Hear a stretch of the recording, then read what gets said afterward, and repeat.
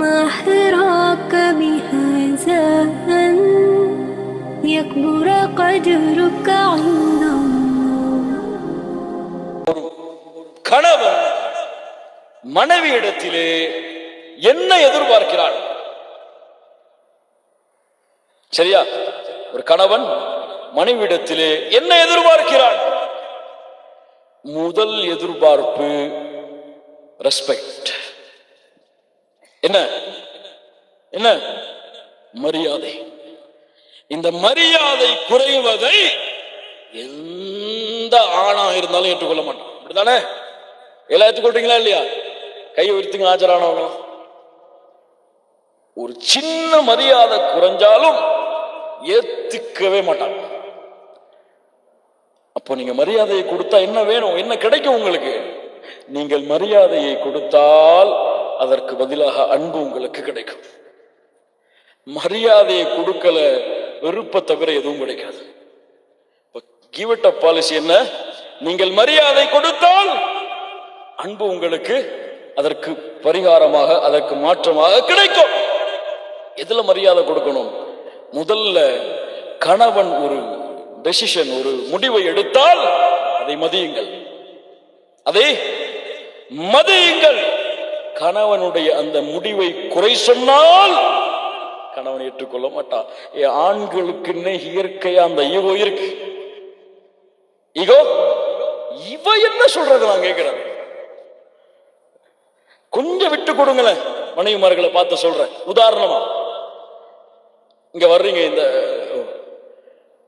ப்ரோக்ராமுக்கு வர்ற ஒரு வே வந்து வேற எங்கேயோ போறவே, உங்க கணவன் முடிவெடுத்துட்டார் அந்த வழியாகத்தான் போகணும்னு சொல்லி. மனைவியா நீங்க இருக்கீங்க, அந்த வழி தப்புன்னு சொல்லிட்டீங்க. இல்ல மஷா அல்லாஹ், அது நீங்க போறது என்னங்க வழி? இதெல்லாம் ஒரு வழியா? நான் சொல்றேன் அப்படி போங்க. அப்படி அந்த கணவனுடைய ஒரு தேர்ந்தெடுப்பை மாத்திட்டீங்க. கண்டிப்பா அவங்களுக்கு ஒரு பாசம்ங்கிறே வராது அந்த இடத்துல. அதுக்கு பதிலா போகட்டும், அவரே தவறு செஞ்சு திரும்பட்டும் அந்த வழியில இருந்துன்னு சொன்னா அவர் அந்த தவற சமாளிக்கிறதுக்காக ஒரு பாசம் காட்டுவார். தவற நம்ம வழி தவறிட்டோன்னு ஒரு உதாரணத்துக்கு சொல்றேன், எல்லாத்தையும் நீங்க பொருத்தி பார்க்கலாம் உங்க வாழ்க்கையில. தவற சமாளிக்கிறதுக்காக ஒரு பாசம். இப்படி அவருடைய தேர்ந்தெடுப்பு அனைத்தையும் சரிதான் சரிதான் சரிதான் அப்படின்னு விட்டுட்டீங்கன்னா மரியாதை கொடுக்கப்பட்ட காரணத்தால் பாசம் கிடைச்சுக்கிட்டே இருக்கு. உங்களுக்கு தெரியுமா இந்த வேலையெல்லாம் ஏன் நீங்க போட்டு பார்த்துட்டு வந்திருக்கிறீங்க அப்படின்னு தெரியாத ஒரு தெரிஞ்ச வேலையை பார்க்க ஆரம்பிக்கும் போது சொல்லிட்டீங்க, உனக்கு என்ன தெரியுமா? நீ எங்க படிச்சுட்டு வந்த? நான் படிக்காத படிப்பையா நீ படிச்சுட்டு வந்த?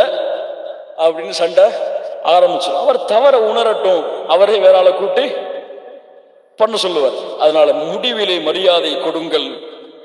அவருடைய தேர்ந்தெடுப்பில் சந்தேகம் கொள்ளாதீர்கள். மனைவிக்கு சொல்றேன், அவர் தேர்ந்தெடுப்பில் இவரெல்லாம் இதை செஞ்சிருவாரா அப்படின்னு அவர் பார்த்து சொல்லிடாதீங்க. நீங்கெல்லாம் இதை செய்வீங்களா அப்படின்னு சொல்லிட்டீங்க. அந்த ஈகோ இடம் கொடுக்காதே. நீ என்ன சொல்றது என்கிட்ட அப்படிங்கிற ஒரு எண்ணம் அதுவாக வந்து அந்த பாசத்தை தடுத்து விடும். அவருடைய அந்த ஈகோவை ஜெயிக்க விடுங்க. அந்த பாசம் உங்களுக்கு பரிமாறமாக கிடைக்கும்.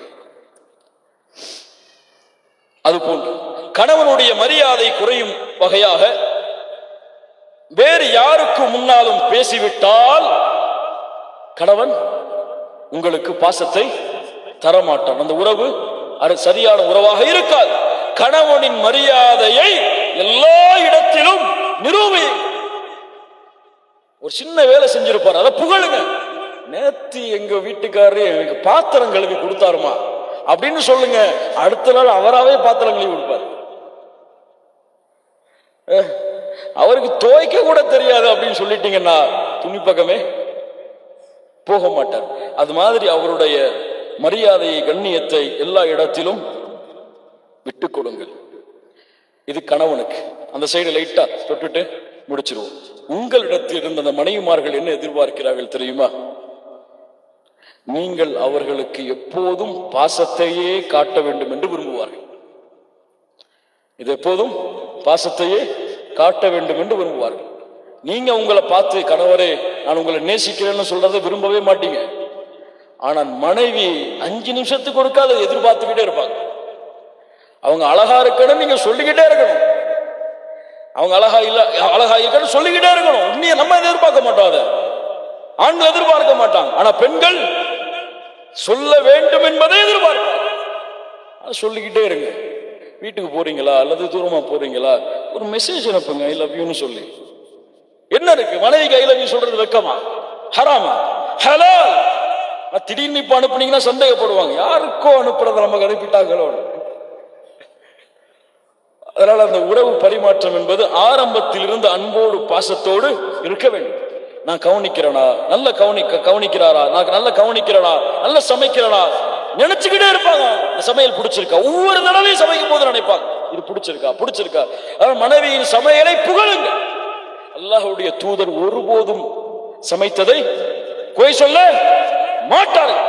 மனைவி சமைச்சது நல்லா இல்லைனாலும் நல்லா இருக்குன்னு சொல்லுங்க, அவ்வளவுதான். ஹோட்டலுக்கு போயிட்டு இங்க பாரு இதான் சாப்பாடு, நீ வைக்கிறதெல்லாம் சாப்பாடான்னு சொன்னா அடுத்து உப்பே கிடையாது, அப்படித்தானே? அதனால போயிட்டு ஒரு எப்போ சொல்ற ஜோக்கு தான், அந்த இடத்துல சொல்லிக் கொள்றேன். அதனால போயிட்டு ஆலிம்சாவுடைய பயானை கேட்டு போய் மனைவியை புகழ சொல்லிட்டாங்க அப்படின்னு சொல்லிட்டு ஒரு ஆள் போய் அன்னைக்கு பார்த்து நிறைய சமையல் இருந்துச்சு.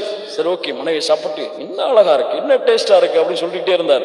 திடீர்னு பார்த்தா மனைவியுடைய முகம் மாறி போச்சு. என்னடா ஆலிம்சா தப்பா சொல்லி கொடுத்துட்டாரோ, புகழத்தான சொன்னார், நானும் புகழத்தான செய்யற, முகம் மாறுத, என்னம்மா கோபப்படுற, புகழத்தான செய்யற, இவ்வளவு நாள் நான் சமைச்ச எதுவுமே சொல்லல, பக்கத்து வீட்டுல இருந்து வாங்கிட்டு வந்தா இன்னைக்கு பார்த்து நீங்க சொல்றீங்களே அப்படின்னு சொல்றதுக்கு முன்னாடி கன்ஃபார்ம் பண்ணிக்கணும், நீ சமைச்சதாமா அப்படின்னு கேட்டுக்கொள்ளுங்க. அல்லாஹ் ரப்பல் ஆலமீன் நம்முடைய வாழ்க்கையில் எல்லா சந்தோஷத்தை மகிழ்ச்சியை மட்டுமல்ல மீதமாக்குவானாக. அதனால் வார்த்தை என்பது மிக முக்கியமானது.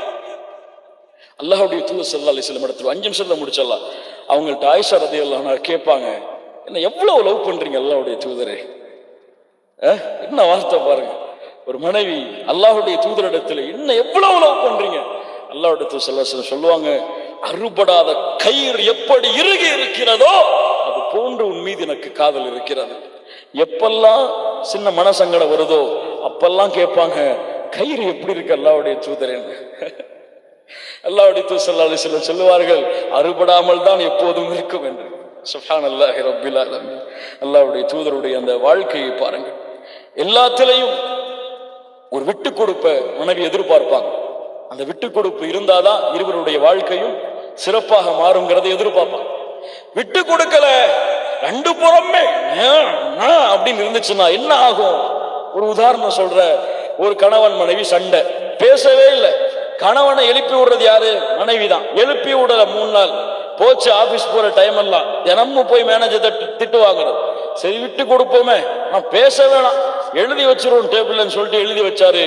நாளை காலை 5 மணிக்கு என்னை தயவு செய்து எழுப்பி விடவும் சொல்லி டேபிள் வச்சார். மறுநாள் எழுப்பி விட்டுருவாங்க நம்பிக்கையில படுத்தாரு. எழுப்பியே விடல. திருந்தவே மாட்டாயோ அப்படின்னு சொல்லிட்டு குளிச்சுட்டு வந்து டேபிளை பார்த்தா 6 மணி ஆகிவிட்டது அப்படின்னு எழுதப்பட்டிருந்துச்சு. அப்ப 2 சைடுமே விட்டு கொடுக்கல. இந்த 2 தரப்பிலே ஒரு தரப்பு விட்டு கொடுத்தால் பாசம் என்பது அந்த தரப்பிற்கு அதிகமாகும்.